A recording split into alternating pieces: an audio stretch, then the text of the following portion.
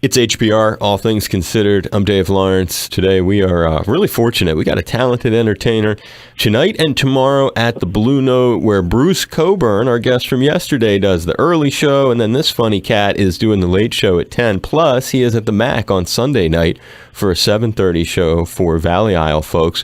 From his own NBC sitcom Marlon, or classics like the Wayans brothers, In Living Color, films like Requiem for a Dream or Scary Movie, or his wokish stand-up special on Netflix now. We are so grateful to add guest on HBR's ATC to that list as we welcome Marlon Wayans to the show. Aloha and mahalo, Marlon. Thanks for doing this. Hey, mahalo, man, and aloha, and damn, I did a lot of stuff. you was listing all the things. I said, damn, I did all that? My brother said I worked so hard that if I was a slave, they would have gave me a raise.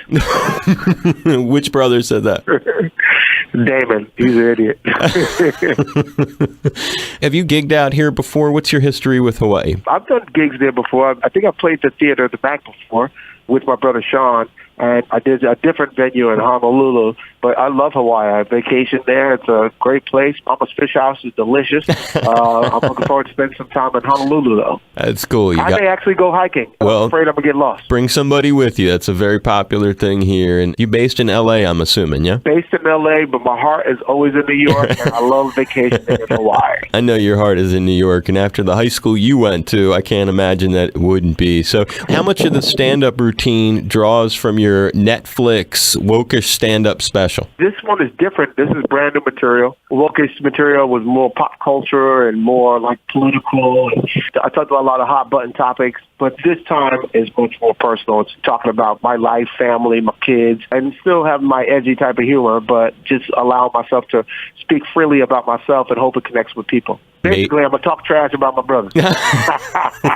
And you got enough of them to talk about, man. And when I think about your brothers, where does Keenan Ivory fall in terms of being like a critical role model as a kid? Or how about Damon? I was raised by legends. You know, Keenan taught me that I could pursue my dreams, and if I work hard enough, that I could make my dreams a reality. But I have to work toward my dreams. Damon used to take me on the road with him and taught me how to do stand-up and what hard work it takes. Sean is always my partner, and, you know, we work hand in hand and kind of bettered each other, challenged each other. And so I've been real lucky. My sister Kim, she's just always an inspiration. So if I fail, it's not their fault. I'm just not talented, if that's the case, because I have no excuses. I have every secret to make it. So I'm just applying it now. And that's a great way of putting it, too. Being the youngest of 10 siblings, you really did get every secret kind of exposed to you. When did you first realize you could make people laugh? It was in elementary school, probably like the first grade, where I cracked my first joke, and I got detention because I kept making the class laugh. And then my teacher told me he had every one of my brothers and sisters, and they, too, sat in that very seat that I was sitting in. And I was like, oh, wow. You talking about the famous ones? He was like, yeah, them too. And I was like, oh, well, I'm on to something. So when I went to school, I just wanted to use the students as an audience. Right. Yeah, I was listening to English and math and all that stuff, but to me, I just wanted to make people laugh. And one day I got sick, and I was out for a week with the mumps. And when I came back, I got a standing ovation. And I was like, wow. Because I was always the class clown, making people laugh, and right. It made people want to go to school because you didn't know what I was going to say, right. What I was going to get kicked out of class for. So I think that's when I realized I had a gift. I think when I realized I wanted to be famous and be an actor, I had just did Peter Pan, and I played Peter Pan in a play. I remember getting a standing ovation from the crowd, and I was like, wow, this is what I want to do with my life.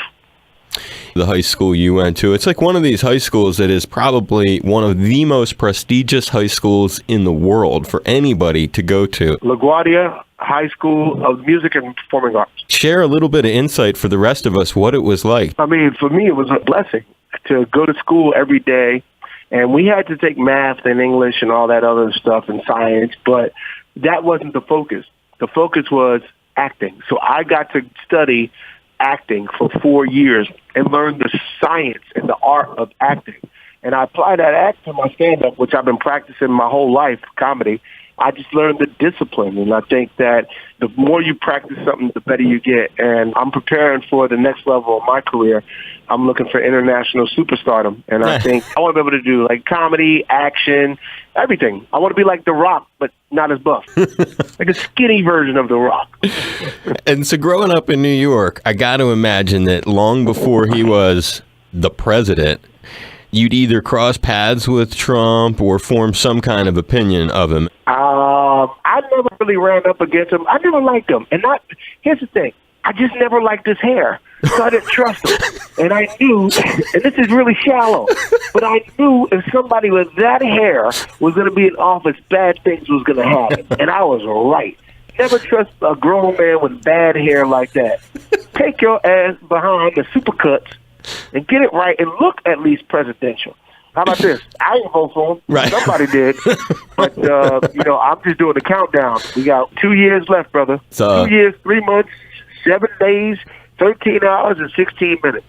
Sounds like somebody's counting down. And good segue, one of the things that your family's known for, strong spiritual, religious background, and perhaps in these trying times, it could be a really important thing today. How's that factor into your life these days? Well, my dad is a Jehovah's Witness, so, we was raised as Jehovah's Witnesses. My mom's a Baptist.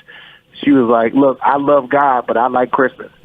So we were always raised with a very strong spiritual background. Me personally, I definitely believe in God. I pray. I believe that everything great happens because there's a higher purpose that we serve, and you get all your strength from God. People ask where I get my jokes from.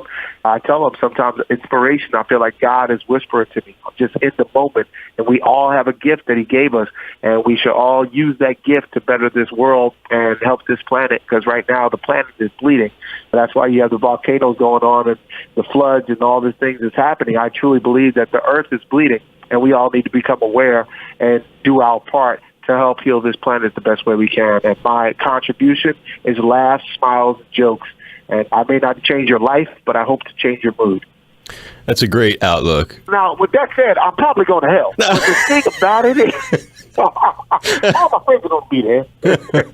As a final note, give us a little update on your NBC show, Marlon, and just wrap the second season. What's next? Just wrap the second season. We're waiting to see if there's a third season. If not, I'm pretty much a free agent. So I'm looking to do a LeBron-type deal somewhere. So it was a gift to do that show, and I love doing it. I love coming to work every day and making people laugh. And it's a really funny show. I'm very proud of it. If I wasn't, I would have named it Sean instead of Mom.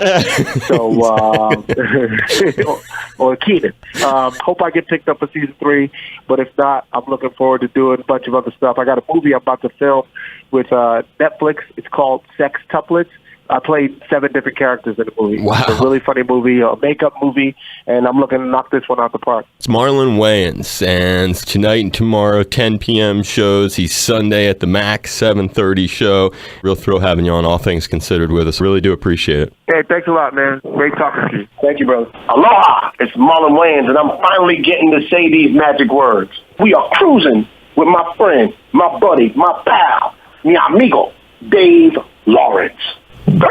Thank you, brother.